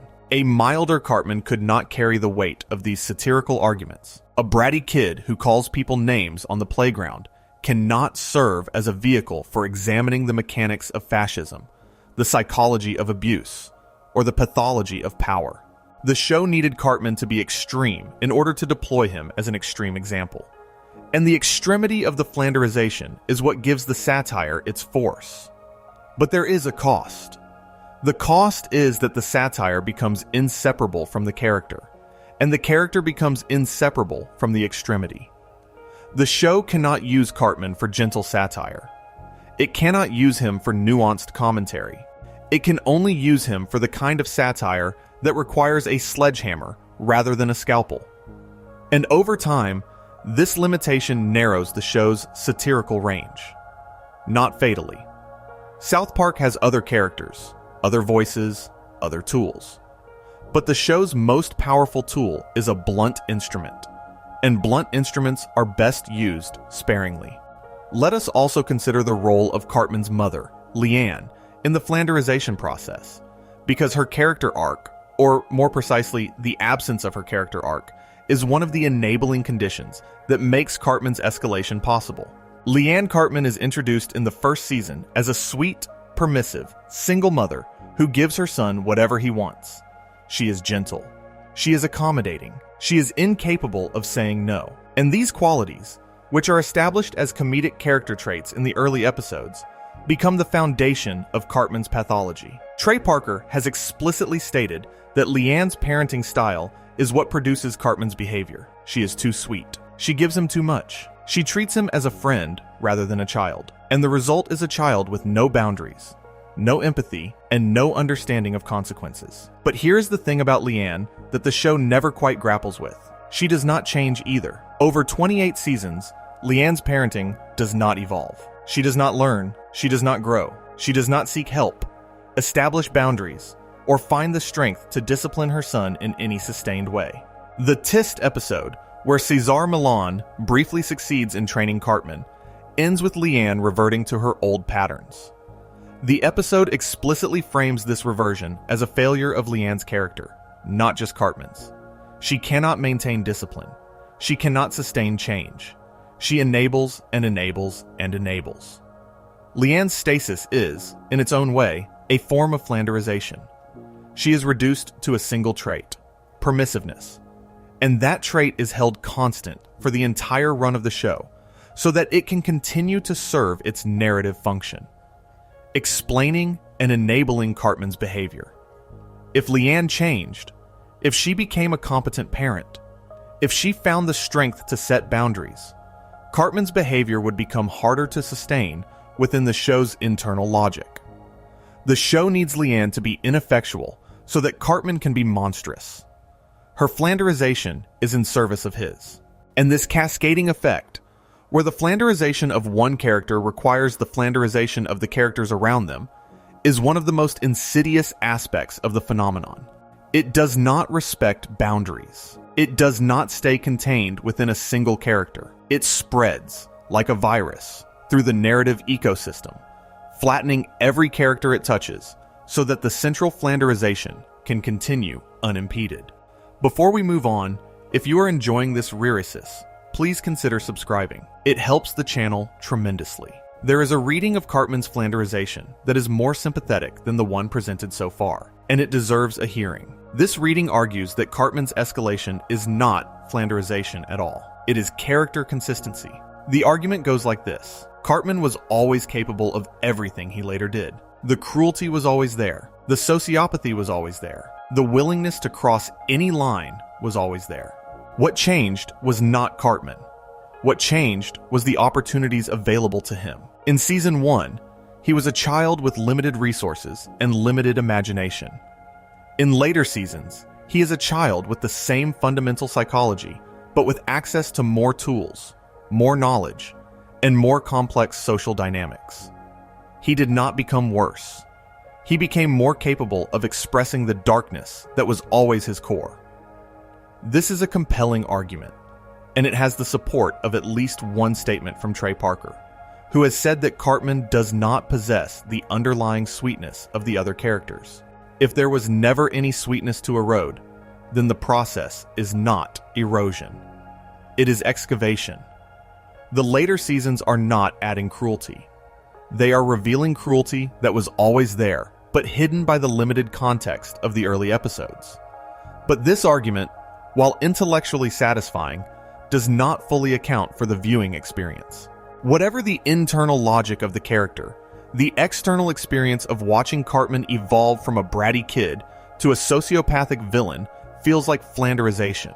The early episodes present a character who, whatever his internal potential for darkness, reads as a child. The later episodes present a character who reads as a monster. The gap between those two presentations is the gap that Flanderisation creates, regardless of whether the darkness was always latent. And there is a deeper problem with the consistency argument. If Cartman was always this dark, if the cruelty was always this absolute, then the early seasons are misleading. They present a false version of the character, a version that is lighter and more tolerable than the truth. And if the early version is false, then the audience's attachment to it, the nostalgia for the bratty kid who just wanted snack food, is based on a lie. The show let the audience believe in a version of Cartman that never actually existed, and then spent 20 seasons replacing that false version with the real one. Whether you call that Flanderisation or revelation, the emotional effect is the same. Something was lost, and the loss was permanent. The truth probably lies somewhere between these two readings. The seeds of Cartman's later darkness are visible in the early seasons. The cruelty, the selfishness, the willingness to use and discard other people, all of those things are present from the beginning. But they are present as tendencies, not as absolutes. They coexist with other tendencies, other possibilities, other ways the character might have developed. The Flanderisation process is the process by which those tendencies were selected for and amplified, while the other possibilities were eliminated. It is not that the darkness was always there in its final form. It is that the darkness was always there as a seed, and the show chose to water it, and only it, season after season, until the garden contained nothing else. That is perhaps the most precise definition of what happened to Eric Cartman. His worst qualities were given every opportunity to grow. His other qualities were starved of attention, of storylines, of the narrative oxygen they needed to survive. And over time, the ratio shifted so dramatically that the worst qualities consumed everything else. The character became his darkness, not because the darkness was always all there was, but because the show ensured that the darkness was all there would be. Let us look, too, at the way the show handles Cartman in the Cartoon Wars 2-part episode, the 3rd and 4th episodes of Season 10, which aired on April 5th and April 12th, 2006. Because these episodes, while ostensibly a satire of Family Guy and the controversy surrounding depictions of the Prophet Muhammad in media, contain one of the most revealing Cartman-Kyle dynamics in the entire series. In these episodes, Cartman launches a campaign to get the television show Family Guy canceled. His stated reason is that an upcoming episode of Family Guy plans to depict the Prophet Muhammad, and Cartman claims to be concerned about the potential violence this could provoke. Kyle initially agrees with the impulse to avoid unnecessary provocation, but as the episodes unfold, it becomes clear that Cartman does not care about religious sensitivity or the threat of violence. He just hates Family Guy. He thinks it is a bad show, and he is willing to exploit a global religious controversy, to leverage genuine fear of terrorism, to use the real-world suffering of real people in order to get a television show he does not like taken off the air. The gap between Cartman's stated motivation and his actual motivation is the entire point. He wraps his petty personal preference in the language of moral concern. He presents selfishness as principle. He uses the machinery of reasonable discourse to advance an agenda that has nothing to do with reason. And Kyle, who initially agreed with the surface-level argument, has to confront the fact that agreeing with Cartman's words does not mean agreeing with Cartman's purpose. The words can be right, the purpose can be wrong, and the ability to separate the two, to evaluate not just what someone says, but why they say it, is the intellectual skill that Cartman's manipulations are designed to defeat. This episode reveals something important about mid-period Cartman that connects directly to the Flanderisation thesis. As Cartman becomes more extreme, his methods become more sophisticated. He does not just lie more. He lies better. He does not just manipulate more. He manipulates with greater precision and subtlety. The Flanderisation has not made him dumber. It has made him sharper. And a sharp manipulator who uses real-world fears and real-world moral language to advance selfish goals is, when you strip away the animation and the comedy, a genuinely frightening character. He is frightening because he is recognizable. The method he uses in Cartoon Wars, the weaponization of moral language for personal gain, is a method that real people use every day. Cartman is a caricature, but the behavior he embodies is not. And this is where the Flanderisation argument becomes most complex and most interesting. The Flanderized Cartman is, paradoxically, more realistic than the original Cartman. The bratty kid of Season 1 was a cartoon in every sense of the word, exaggerated, simple, unreal. The manipulative sociopath of the later seasons is a character who maps onto recognizable patterns of human behavior. The escalation, the amplification. The stripping away of everything except the cruelty has produced a character who is less cartoonish, not more. The Flanderisation has accidentally created something that feels true. That is the strangest and most counterintuitive conclusion that a careful examination of Cartman's evolution produces.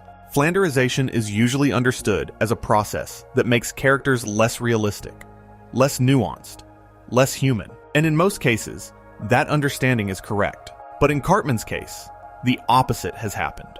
The amplification of his worst trait has produced a character who feels more real, more psychologically coherent, more recognizably human than the version that existed before the amplification began. The bratty kid was a joke. The sociopath is a person.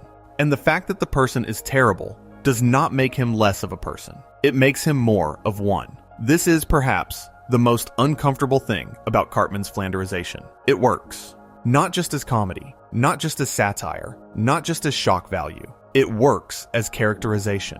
The Flanderized Cartman is one of the most fully realized characters in the history of American animation, and the Flanderization is part of what makes him fully realized. The escalation, the accumulation, the decades of consistent amplification have created a character whose psychology is genuinely deep, whose behavior patterns are genuinely coherent, and whose impact on the audience is genuinely profound.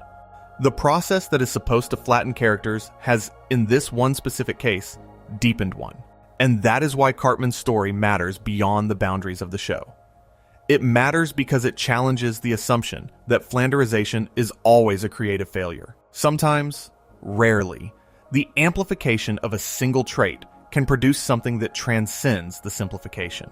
Sometimes, the sharpening of a character to a single point can create a point so sharp that it pierces something real. Sometimes, the worst version of a character is the truest version. And the history of Eric Cartman, from the bratty kid of 1997 to the complex monster of the 2020s, is the proof. Before we move on, if you are enjoying this Rearisis, please consider subscribing. It helps the channel tremendously. Seasons 15 through 19 represent a period of transition for South Park as a whole, and for Cartman specifically. These are the seasons where the show begins experimenting with serialized storytelling, where individual episodes start connecting to each other in ways the show had previously avoided, and where the satire becomes more topical and more directly engaged with the specific political and cultural moment. For Cartman, this means that his Flanderized traits start being deployed in new ways. Rather than standalone episodes where Cartman schemes and manipulates in isolation, the serialized structure allows his behavior to have consequences that carry over from one episode to the next. The show begins treating Cartman less as a character who resets at the end of each half hour, and more as a character whose actions accumulate. And nowhere is this accumulation more devastating than in seasons 20 and 21, which aired in 2016 and 2017, and which contain the most sustained and most psychologically realistic depiction of Cartman's cruelty in the show's history, his relationship with Heidi Turner. Season 20 begins with the premiere episode, Member Berries, which aired on September 14th, 2016. An internet troll named SkankHunt42 has been harassing the girls of South Park Elementary. The boys suspect Cartman. They destroy his electronics. They punish him for something he did not, for once, actually do. The real troll is Gerald Broflovsky, Kyle's father. But the accusation and the punishment push Cartman toward an unlikely alliance. Heidi Turner, one of the girls, has been driven off social media by the trolling. She deletes her Twitter account. She throws her phone off a bridge. She is, in the language of the show, disconnected. And Cartman, who has also been disconnected from his technology by the other boys, meets her in this state of mutual disconnection. They begin a relationship. They hold hands. They use pet names. They appear, to all observers, to be a genuine couple. And for a few episodes, there is something almost touching about it. Cartman seems to care about Heidi. He seems to be trying. He seems, possibly, to be growing. The show flirts with the idea that love might be the thing that reaches him, that a genuine human connection might crack the armor that Flanderization has built around him. It is the closest the show has come, since Tist in Season 10, to suggesting that Cartman might be redeemable. But the show knows better. It has spent 20 seasons teaching the audience exactly who Cartman is. And the suggestion that love might change him is never presented as a genuine possibility. It is presented as a hope, and hopes in the world of South Park exist primarily so that they can be destroyed. The early stages of the Cartman-Heidi relationship are fascinating precisely because they play against the audience's expectations. Viewers who have watched Cartman for 20 seasons know that he cannot sustain genuine emotional connection. They know that kindness, in Cartman's hands, is always a prelude to cruelty. They know that any appearance of growth is either temporary or strategic. And yet, the show asks the audience to sit with the possibility for several episodes. It asks the audience to watch Cartman hold Heidi's hand and wonder, even briefly, whether this time might be different. This is the show deliberately exploiting the Flanderisation for dramatic effect. The audience's certainty that Cartman cannot change is what gives the early episodes of the relationship their tension. Every tender moment is charged with the knowledge that it will eventually be revealed as false, and the anticipation of that reveal is what keeps the audience watching. The Flanderisation, which locked Cartman into his trajectory of cruelty, is being used here as a storytelling tool. The audience's belief in the permanence of Cartman's darkness is what makes the temporary appearance of light so compelling. And when the darkness returns, it returns in a form that is more devastating than anything the show has done before. Because this time, the cruelty is not directed at a stranger, or a rival, or a cosmic entity. It is directed at the one person who genuinely tried to love Cartman. It is directed at the one person who believed, against all evidence, that he might be capable of love in return. And the destruction of that belief, the methodical, sustained dismantling of Heidi Turner's faith in the person she chose to love, is the cruelest thing Cartman has ever done. Not because it is the most extreme, not because it involves murder, or cosmic horror, or chili made from human bodies, but because it is the most ordinary, because it happens in living rooms and bedrooms and school hallways, in quiet conversations and casual lies, and the slow erosion of another person's sense of what is real. And by season 21, the relationship between Cartman and Heidi has become something much darker and much more recognizable. It has become a study in emotional abuse. In Doubling Down, the 7th episode of season 21, which aired on November 8th, 2017, the show lays the mechanism bare. Cartman degrades Heidi behind her back, telling the other boys that she is crazy, that she changes personalities, that she mentally abuses him. He claims to be the victim. Then, when Heidi appears, he is kind to her. He is affectionate. He is caring. The two versions of Cartman, the one he presents to Heidi and the one he presents to everyone else, are completely different people. And this is not played for laughs. The show presents it as what it is: gaslighting. Cartman feeds Heidi KFC chicken, telling her it is a vegan alternative called Beyond KFC. She is a vegan. He knows this. He lies to her about what she is eating. She gains weight. She feels ill. She does not understand why. And Cartman, behind her back, mocks her weight gain to the other boys. He is the direct cause of her deterioration, and he publicly ridicules her for the effects of his own manipulation. This is the most disturbing version of Cartman because it is the most realistic. The earlier schemes, the chili cook-off, the robot costume, the alliance with Cthulhu, all of those operate in the realm of absurdist exaggeration. They are terrible, but they are impossible. Nobody's watching Scott Tenorman Must Die and thinking about someone in their life. But the Heidi Turner arc is different. Emotional abuse is real. Gaslighting is real. The pattern of private degradation and public affection is something that millions of people have experienced in their actual relationships. The show takes the Flanderized version of Cartman, the character who has been pushed to the extreme of cruelty, and drops him into a storyline that is devastatingly ordinary. And Heidi changes, not just physically, but psychologically. Her personality shifts. She becomes hostile. She becomes aggressive.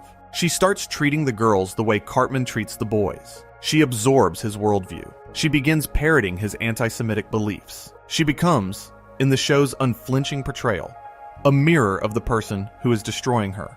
That is not comedy. That is a clinical depiction of how abuse transforms its victims.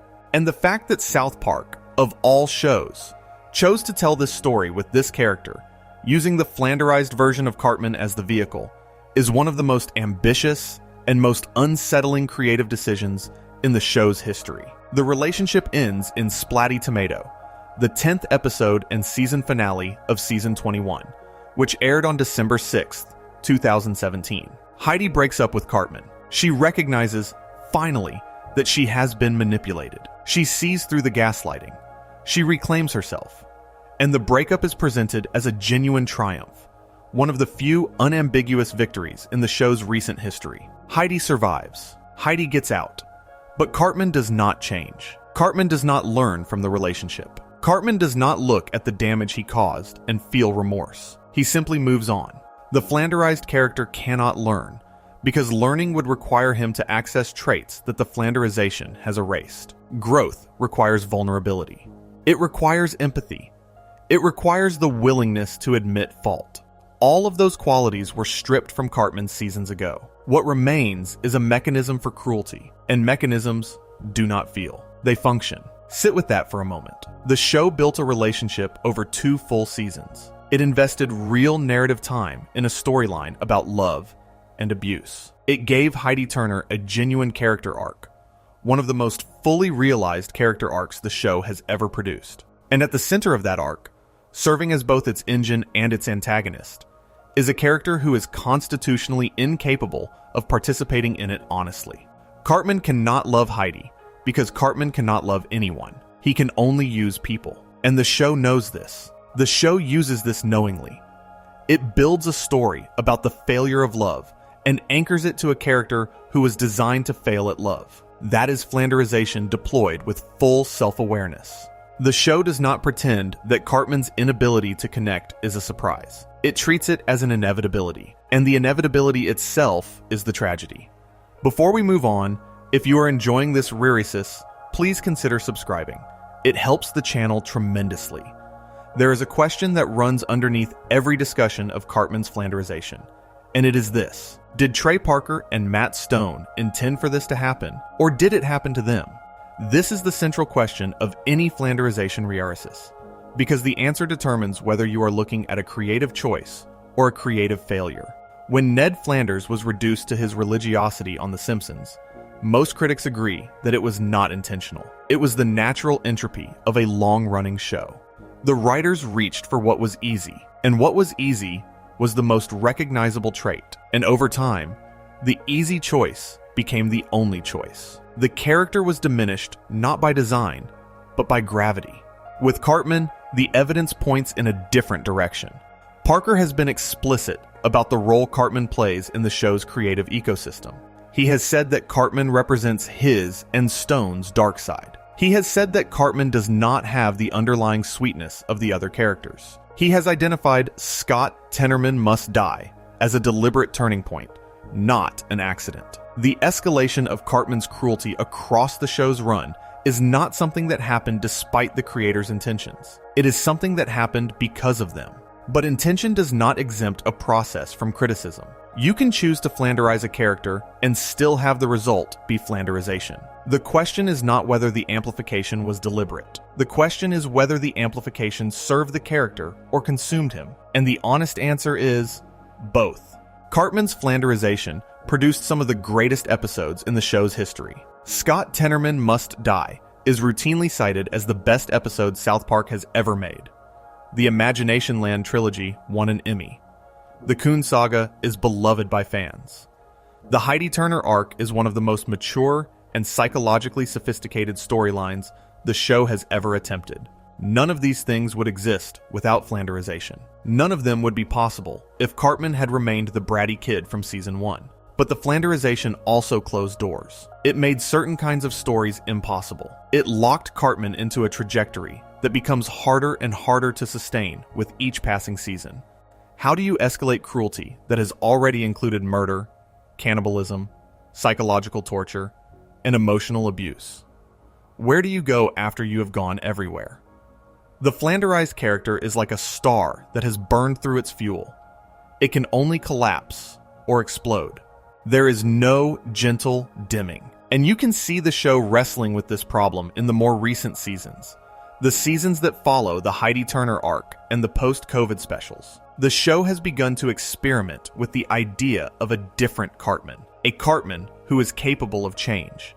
A Cartman who might, after decades of escalating villainy, find something resembling redemption. The post-COVID special, which premiered on November 25th, 2021, presents the most radical version of this experiment. In a future timeline, set 40 years from the events of the show, Cartman is a rabbi. He is married to a Jewish woman. He has 3 children. He leads a congregation. He appears, by every visible measure, to have changed completely. And the show frames this apparent transformation through Kyle's suspicion. Kyle does not believe it. Kyle cannot believe it. Kyle has spent his entire life watching Cartman weaponize every situation, exploit every relationship, and corrupt every institution he touches. The idea that Cartman could sincerely convert to Judaism, the religion he spent decades mocking and demonizing, is, to Kyle, unthinkable. It must be a scheme. It must be a manipulation. It must be one more elaborate Cartman plan, the longest con of all. And the show leaves the question deliberately ambiguous. Is Cartman's conversion real? The evidence within the special suggests that it might be. He seems sincere. He seems devoted. He seems to genuinely love his family. But the audience, like Kyle, cannot trust what they are seeing, because the show has spent 25 years training them not to trust Cartman.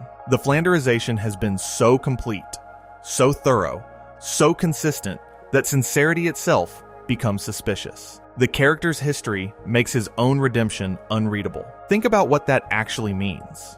The show has created a character so defined by his worst trait that even the show itself cannot credibly redeem him. The audience will not accept it. The other characters will not accept it. The narrative framework that the show built over decades will not support it. Flanderisation has made Cartman's redemption structurally impossible, not because the character cannot change, but because the audience cannot believe the change. That is the deepest consequence of Flanderisation. It does not just limit what the character can do. It limits what the audience can see. And then the show makes it worse. In the follow-up special, South Park, Post-COVID, The Return of COVID, which premiered in December 2021, the timeline is reset. The boys travel back in time and change history. And in the new timeline, the one that replaces the future where Cartman was a rabbi, Cartman is homeless. He is an alcoholic. He is alone. He screams at strangers. He has no friends, no family, no community, no faith. The version of Cartman who found redemption is erased, replaced by the version the show's narrative logic demands. A person destroyed by his own worst qualities. And the cruelest part is that Cartman's sacrifice is genuine. In the original future timeline, Cartman helps Stan and Kyle reconcile. He gives up his family, his faith, and his happiness so that his friends can repair their relationship. It is the single most selfless act the character has ever performed. And it is immediately, permanently undone by the timeline reset. Nobody in the new timeline knows what he did. Nobody remembers the sacrifice. Cartman gets no credit, no recognition, no reward. He just gets erased. That is the show telling you what it thinks about Cartman's capacity for redemption. It can exist, but only in a timeline that does not survive. Only in a version of reality that gets overwritten. In the real timeline, the one that persists, Cartman is what Flanderisation demands he be. Alone, angry, and irredeemable. Before we move on, if you are enjoying this reresis, please consider subscribing. It helps the channel tremendously. But the show did not end with the post-COVID specials. South Park continues. Season 25 aired in 2022. Season 26 aired in 2023. Seasons 27 and 28 aired in 2025. And across these more recent seasons, the show has made subtle but significant adjustments to Cartman's characterization that suggest the creators are, if not reversing the Flanderisation, at least complicating it. In the season 26 premiere, Cupid Ye, which aired on February 8th, 2023, Cartman confronts a version of his own anti-Semitism made manifest. Cupid Ye, a modified version of Cartman's imaginary Cupid Me figure, adopts the anti-Semitic rhetoric of rapper Kanye West and begins spreading hatred throughout the school. Kyle is threatened by a mob of students, and Cartman, of all people, is the one who stops it. He confronts Cupid Yi. He forces the imaginary figure to take his medication. He saves Kyle. He saves everyone. Remove the comedy. A character who has spent decades defined by his anti-Semitism confronts a version of that anti-Semitism given independent form and destroys it. That is not just a plot point. That is a statement about the character. The show is suggesting, for the first time in years, that Cartman's anti-Semitism might not be the bedrock of his identity. It might be something he can separate from, something he can fight. The recent seasons have generally softened Cartman. He loses more often. He suffers more consequences. He spends time living in a converted hot dog, a physical manifestation of reduced circumstances that the show uses to humble him. He is still selfish. He is still manipulative. He is still capable of cruelty. But the cruelty has been, in some indefinable way, dialed back. The show has not returned him to the bratty kid of season 1, but it has pulled him back from the cosmic supervillain of the Coon saga. He exists, in these recent seasons, in a middle ground that the show has never quite explored before. A Cartman who is too far gone to be innocent, but perhaps not too far gone to be human. Whether this represents a genuine creative evolution, or simply the natural exhaustion of the Flanderisation process, is an open question. Every long-running show eventually faces the limits of escalation. You can only turn the volume up so far before the speakers blow, and there may come a point where even Trey Parker, the man who gleefully pushed Cartman to the extremes of human behavior season after season, runs out of places to push him. Not because he runs out of imagination, but because the character's trajectory has consumed so much territory that there is nowhere left to go except backward.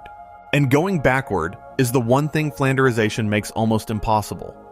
Once the audience has seen a character at their most extreme, any retreat from that extreme feels like a betrayal. If Cartman becomes genuinely kind, the audience feels cheated. If Cartman stays permanently cruel, the audience feels exhausted. The Flanderized character is trapped between the need for novelty and the expectations created by their own history. They can neither repeat themselves nor change, and the space between those two impossibilities is vanishingly small.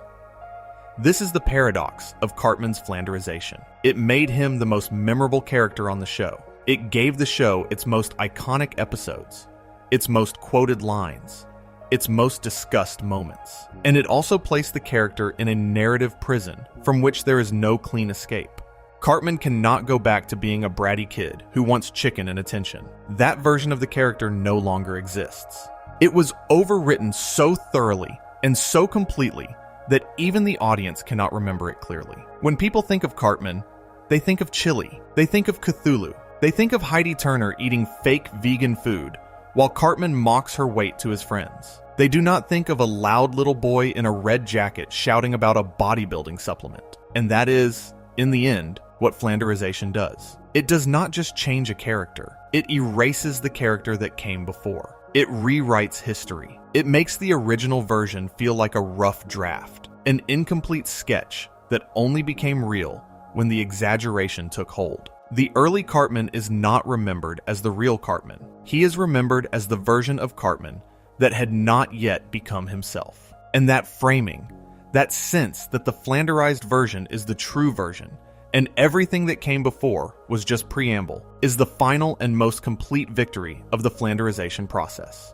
It rewrites not just the characters present, but their past. Consider the full arc one more time. Season 1.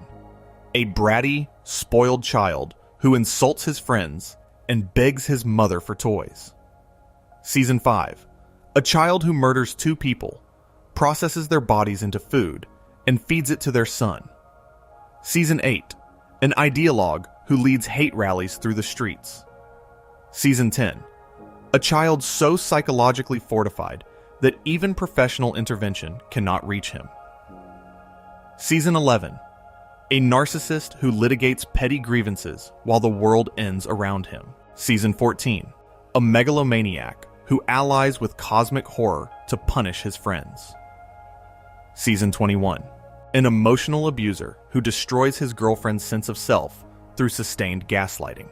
Post-COVID, A man whose redemption is literally erased from the timeline. That is not character development. Character development implies change in response to experience. Cartman does not change in response to experience.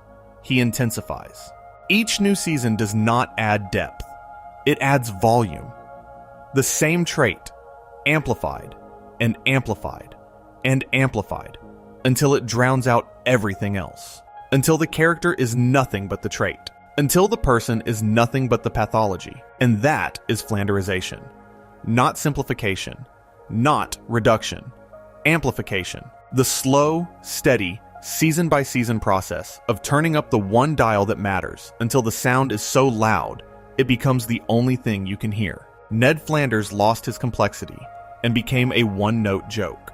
Eric Cartman kept his complexity and weaponized it. Every new scheme is more elaborate. Every new cruelty is more sophisticated. Every new season finds new ways to express the same fundamental darkness. The complexity is in service of the pathology. The intelligence is in service of the cruelty. Cartman is not a simplified character. He is a character whose every dimension has been bent toward a single purpose, and that purpose is harm. The difference between Flanders and Cartman is the difference between a character who was diminished and a character who was sharpened. Flanders became less. Cartman became more. More cruel, more manipulative, more dangerous, more defined by the single worst thing about him. And the show did this knowingly, enthusiastically, and brilliantly. It is one of the great creative achievements in the history of television animation. And it is also, inevitably, a trap. Because the Flanderized character cannot escape their trajectory. They can only continue along it. And the trajectory of amplified cruelty leads eventually to one of two destinations. The character becomes so extreme that the show can no longer take them seriously. Or the character becomes so extreme that the audience can no longer laugh at them. South Park has oscillated between these two destinations for years, sometimes within a single episode. And the oscillation itself, the constant shifting between comedy and horror, between laughing at Cartman and being disturbed by him, is the emotional signature of the Flanderized character. You never quite know how to feel. You never quite know whether to laugh or to look away. And that uncertainty, that discomfort, that inability to fully process what you are watching is what makes Cartman one of the most effective characters ever created for television. He is not likable. He is not sympathetic. He is not redeemable. He is not someone you root for, but he is someone you cannot stop watching. And the reason you cannot stop watching is the Flanderization itself. There is something worth exploring in the specific way different viewers respond to Cartman, because the audience's relationship with the character has itself been Flanderized over the show's run. And that parallel evolution reveals something important about how we consume fictional villainy. In the early seasons, when Cartman was a bratty kid, the audience laughed at him. The laughter was uncomplicated. He said something offensive, and it was funny because he was a child, and children are not supposed to say those things. The humor came from the violation of expectation. The audience was above Cartman, looking down, laughing at his pettiness and his ignorance. But as the Flanderization progressed, the audience's laughter changed. It became darker. It became more uncomfortable. It became the laughter of people watching someone cross lines that should not be crossed. The nervous laughter of recognition. The defensive laughter of people who are not entirely sure whether they should be laughing at all. The audience was no longer above Cartman. The audience was alongside him, complicit in his schemes, aware of his plans, watching them unfold with a mixture of horror and anticipation.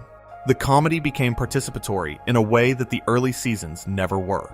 And some viewers stopped laughing altogether.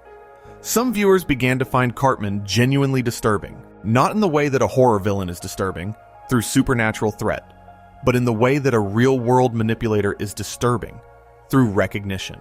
The Heidi Turner arc, in particular, produced a wave of viewer responses that had nothing to do with comedy. People recognized the gaslighting. People recognized the emotional manipulation.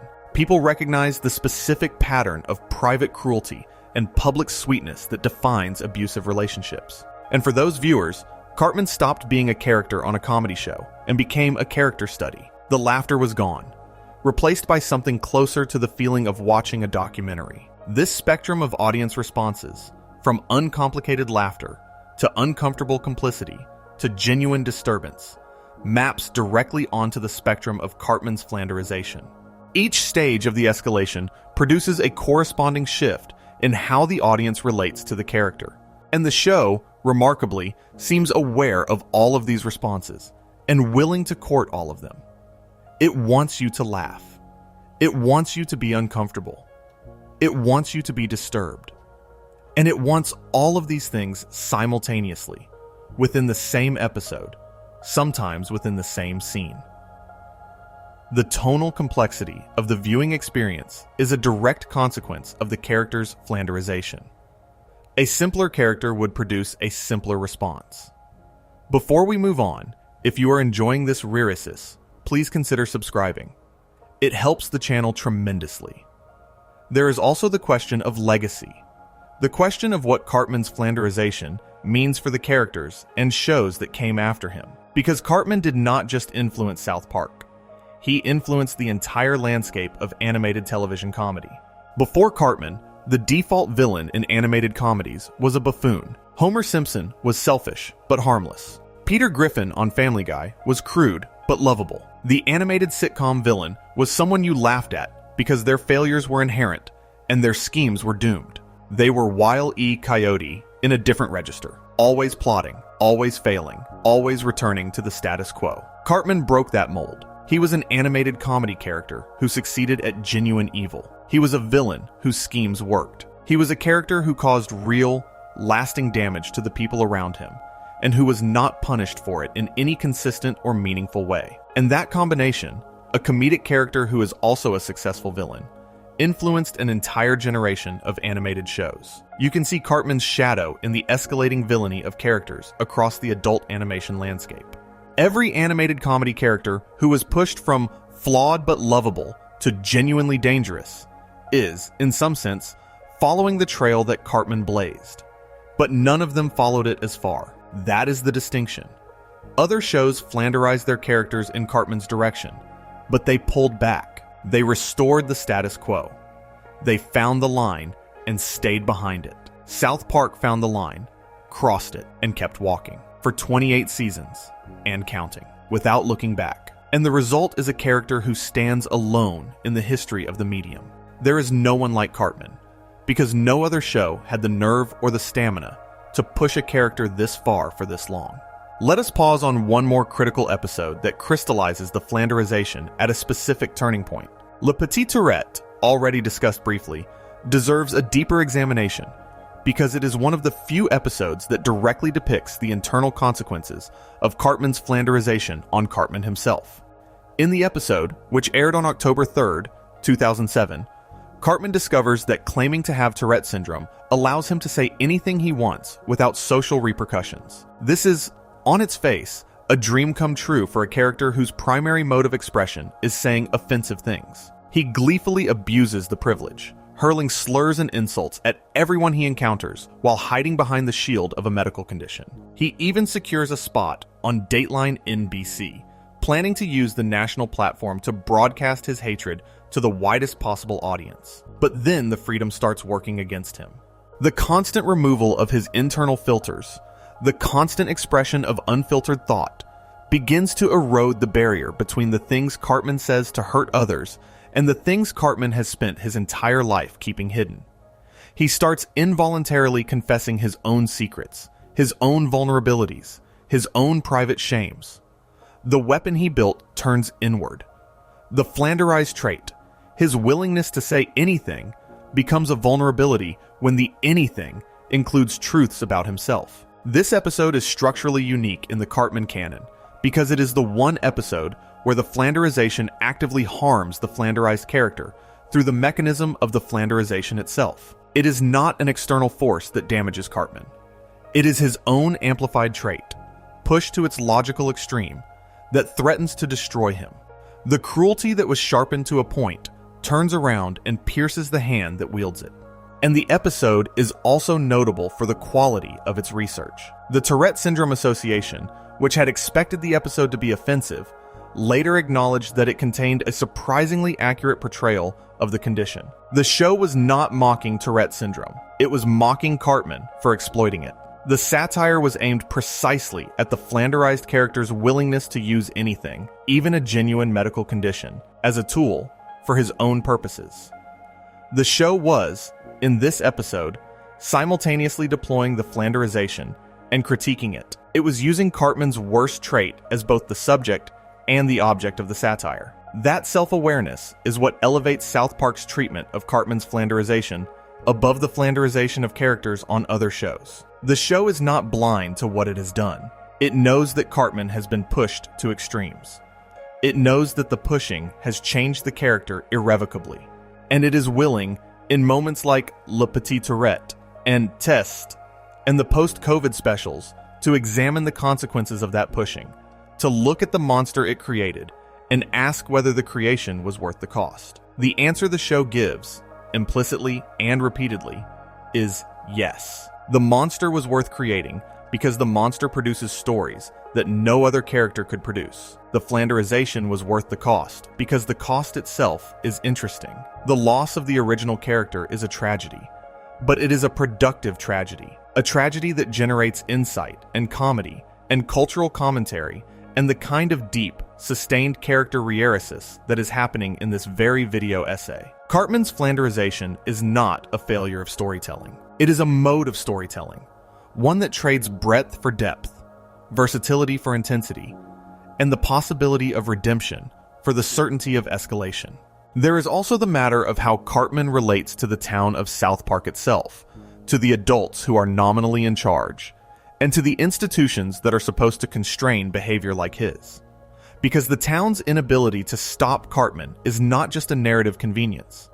It is a satirical statement about the failure of institutions to address the problems they are designed to prevent. Consider the adults in Cartman's life. His mother cannot discipline him. His school counselor, Mr. Mackey, offers ineffectual advice. His teacher, Mr. Garrison, is too consumed by his own dysfunction to focus on his students. The police are incompetent. The courts are absurd. Every institution that should function as a check on Cartman's behavior is, in the world of the show, broken. And this is not an accident. It is the show's central satirical argument about American society. The institutions are broken. The authorities are incompetent. The people in charge are too distracted, too selfish, too stupid, or too compromised to protect the vulnerable from the powerful. And Cartman, who is both a child and a monster, exploits every institutional failure with the precision of someone who has spent his entire life testing the system's weaknesses. The show does not put it this plainly, of course. The show wraps it in absurdity and profanity and fourth grader humor. But the argument is there, underneath the surface, consistent across decades of storytelling. Cartman's Flanderization is enabled by institutional failure. His cruelty goes unchecked because the checkers do not work. And the show's satirical power comes from the recognition that this dynamic, a powerful person exploiting broken systems while the authorities look the other way, is not unique to a fictional Colorado town. It is a feature of the real world. Cartman is not just a character, he is a diagnosis. And the diagnosis has been running for over a quarter century. Season after season, the show presents the same argument in different contexts, with different targets, through different storylines. But the core dynamic remains unchanged. Cartman escalates. The institutions fail. The victims suffer. The audience watches. And the comedy comes from the gap between what should happen and what does happen. Between the world as it is supposed to work and the world as it actually works. That gap is the same gap that defines Flanderization. The gap between the character as they were supposed to be and the character as they actually became. The gap between the potential that existed in the beginning and the reality that exists now. Cartman was supposed to be a bratty kid. He became a sociopath. That was not the plan. Or perhaps it was always the plan. Or perhaps the distinction between those two things does not matter. What matters is the result. And the result is one of the most complex, most disturbing, most compelling, and most thoroughly Flanderized characters in the history of American television. The escalation keeps you hooked. Each new outrage demands your attention. Each new cruelty makes you wonder what could possibly come next. The Flanderized character is, in this sense, perfectly designed for the medium of serialized television. They are a machine for generating engagement. And the fuel that machine runs on is the audience's inability to believe that things could possibly get worse. They always get worse. That is the promise and the curse. Before we move on, if you are enjoying this Reirisis, please consider subscribing. It helps the channel tremendously. There is one more dimension to Cartman's Flanderisation that deserves examination, and it is the dimension that most discussions overlook. It is not about what Cartman does. It is about what Cartman reveals about the show that created him. South Park has always been a show about transgression. From the very first episode, which aired on August 13th, 1997, the show's primary creative strategy has been to say the things that other shows will not say, to show the things that other shows will not show, to go to the places that other shows are afraid to go. This is the fundamental bargain the show makes with its audience. It promises to push boundaries. It promises to offend. It promises to treat no subject as too sacred, no person as too important, no idea as too dangerous to mock. And Cartman is the primary vehicle for that promise. He is the character who says the unsayable. He is the character who does the undoable. He is the character who crosses the lines that the show draws specifically so that he can cross them. In a show defined by transgression, Cartman is the transgression engine. He is the mechanism through which the show fulfills its fundamental creative contract. And this means that Cartman's Flanderisation is not just a character decision. It is a business decision. It is a creative strategy. It is the show's way of ensuring that it can continue to fulfill the promise of escalating transgression that its audience expects. If Cartman stops escalating, the show stops delivering. If Cartman becomes less cruel, the show becomes less edgy. If Cartman is redeemed, the show loses its most reliable source of controversy, engagement, and cultural relevance. The Flanderisation of Eric Cartman is, in this light, inseparable from the Flanderisation of South Park itself. The show has been Flanderized alongside its most famous character. Just as Cartman has been reduced to his cruelty, the show has been reduced to its transgression. The other things that South Park does well, the social satire, the political commentary, the surprisingly tender moments between characters, the genuine emotional storytelling that surfaces in episodes like You Are Getting Old or Kenny Dies, all of those things exist in the shadow of the transgression engine. They are not what people talk about when they talk about South Park. What people talk about is the chili, the Cthulhu, the gaslighting, the things that Cartman did, and there is nothing wrong with that. South Park has earned its reputation for transgression honestly and brilliantly. But it is important to recognize that Flanderization is not just something that happens to characters. It happens to shows. It happens to creative visions. It happens to the relationship between a work of art and its audience. The audience comes to expect a certain kind of experience, and the show comes to depend on delivering it. And over time, the expectations and the dependencies calcify into a pattern that becomes increasingly difficult to break. Cartman's Flanderization is a pattern that has been running for over 25 years. It has produced masterpieces, and it has produced repetitions. It has generated insights, and it has generated diminishing returns. It has given the show its identity, and it has limited what that identity can become. And it continues. The show is still running. Cartman is still appearing. The pattern is still operating. But here, at the end, it is important to remember the beginning. Not the beginning of the pattern. The beginning of the character. That loud, bratty, spoiled child in the pilot episode. The one who was abducted by aliens and had an alien experiment performed on him and could not stop talking about it the next day.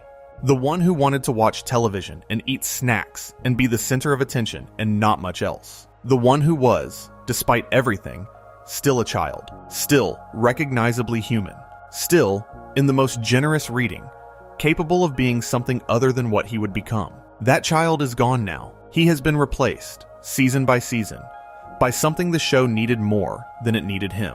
He has been replaced by the Flanderized version, the amplified version, the version that is defined entirely by the single worst thing about him. And the replacement is so complete that even trying to remember the original feels like an act of archaeology, like digging through layers of sediment to find a fossil that bears only a passing resemblance to the creature that walks the earth today. That is the Flanderisation of Eric Cartman. It is not a story about a character who is simplified. It is a story about a character who is sharpened to a point so fine that he can only cut. It is a story about what happens when a television show takes one trait and amplifies it for a quarter of a century. It is a story about the cost of escalation, the impossibility of reversal, and the strange, uncomfortable truth that the worst version of a character is often the most compelling one. South Park knows this. Trey Parker and Matt Stone know this. And after 28 seasons, 14 specials, and more than 300 episodes, the show has made its peace with the monster it created. Cartman is what he is. He is what Flanderisation made him. And the show, for better and for worse, is what Cartman made it. There is one final dimension to Cartman's Flanderisation that connects the character to something larger than television, something larger than comedy, something that reaches into the way we understand human nature itself. And that dimension is the question of whether people can change. Every story about a villain is, at its core, a story about this question. Can the person who has done terrible things become someone who does not do terrible things? Is redemption possible? Is transformation real? Or are people fixed, locked into their worst selves by the weight of their accumulated choices, incapable of becoming anything other than what they have already been? Cartman's Flanderisation is the show's answer to this question, and the answer is brutal. No. Cartman cannot change. The show has tried, multiple times, to explore the possibility of his redemption, and every attempt has been undercut, reversed, or erased. Test offers redemption through discipline, and the discipline fails. The post-COVID special offers redemption through faith, and the timeline is reset. Season 26 offers redemption through confrontation with his own darkness, and the softening feels tentative, uncertain, and potentially temporary. The show keeps raising the possibility of change, and then withdrawing it, like a hand pulling back from a flame. And this is not cruelty on the show's part, or at least not only cruelty, it is honesty. The show is telling you something about the nature of Flanderisation that extends beyond fiction and into the real world. People get locked into patterns. Behaviors calcify. The longer you have been a certain way, the harder it becomes to be a different way. Not because change is biologically impossible, but because change requires the destruction of everything the old pattern built. And most people, real people, not just cartoon characters, cannot bring themselves to destroy what they have built, even when what they have built is a prison.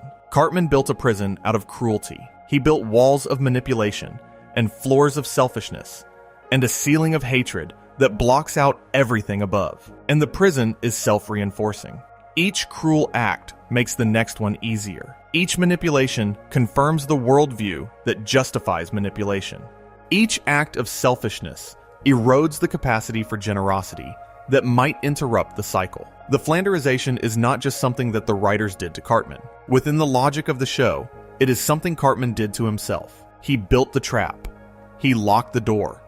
And the key was thrown away so long ago that nobody, not the writers, not the audience, not the other characters, can remember what it looked like. And yet, there is that image from the post-COVID special. The rabbi, the kippah, the wife, the children, the synagogue, the Talmud. For one brief, shimmering moment, in one temporary timeline, the prison was empty. The door was open. The person who walked out was someone nobody recognized, because the Flanderisation had made the original person unrecognizable. That image stays with you, not because you believe it. Kyle did not believe it. The audience did not believe it. But because it represents the possibility, however remote, however improbable, however thoroughly the show has argued against it, that the Flanderisation is not truly permanent. That somewhere underneath the decades of accumulated darkness, there is still a person, still a child, who wanted to go to a birthday party, still a kid who walked to the bus stop with his friends, still someone who might, given the right circumstances and the right timeline and the right version of reality, find a way out of the prison he built for himself. The show erased that possibility. It put the person back in the prison. It reset the timeline and sent Cartman back to the darkness. But the fact that it showed you the alternative, even for a moment, even in a timeline that did not survive, is the most generous thing the show has ever done for this character. It said, "He could have been this. He was not, but he could have been." That is the final word on the Flanderisation of Eric Cartman. Not that it was inevitable, not that it was irreversible, not that it was the only possible outcome, but that the outcome it produced was so complete, so thorough, so all-consuming, that the alternative can only exist in a timeline that no longer is. The redemption is real, and it is gone. The darkness is real, and it remains. And the gap between those two realities, between the rabbi and the monster, between the possible and the actual, is the gap that 28 seasons of Flanderisation carved into the character's soul. The next time you watch an episode of South Park, pay attention to the way Cartman enters a room. Watch the other characters' reactions. Watch how Stan and Kyle and Butters and Kenny and Wendy and every other person in the show's vast cast responds to his presence. There is a wariness there, a distance, a knowledge that this person is capable of anything and limited by nothing. That wariness was not there in Season 1. It was built, brick by brick, episode by episode, season by season, over the course of more than 25 years. That is Flanderisation. Not a single moment, not a single episode, not a single decision. A process, slow and steady and irreversible, like erosion, like gravity, like the passing of time itself. The character you started with is gone, and the character you have now is all that remains, and the distance between the two is the whole story. That is the story of Eric Cartman, and it is, in its own strange and disturbing way, one of the greatest character stories in the history of American television. If you enjoyed this video essay, make sure to subscribe. Thanks for watching, and I will see you in the next.